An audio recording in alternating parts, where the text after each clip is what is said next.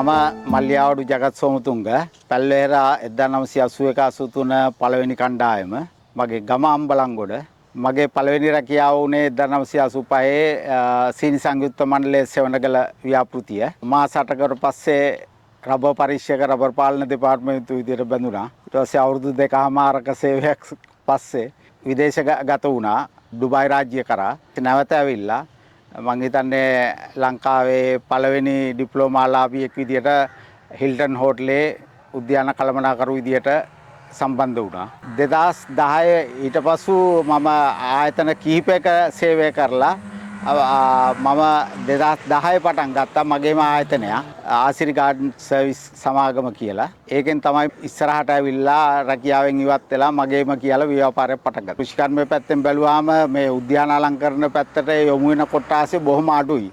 නමුත් මේක හොඳ ගමනක් යන්න තියෙන අවස්ථාවක්. මොකද මේකට ඇත්තටම සම්බන්ධ වෙලා ඉන්න හුඟක් කට්ටියට කෘෂිකර්මය පිළිබඳ අත්දැකීම් සහ අධ්‍යාපන තත්ත්වයක් නැහැ.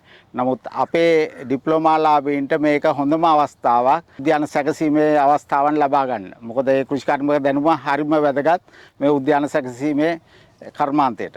ඔබතුමාලාට පේන මේ වරාය නගරේ අපි ඉන්නේ. වරාය නගරේ කියන්නේ කාන්තාරයක් ඇත්තට මුහුද ගොඩ කරලා හදපු තැනක්.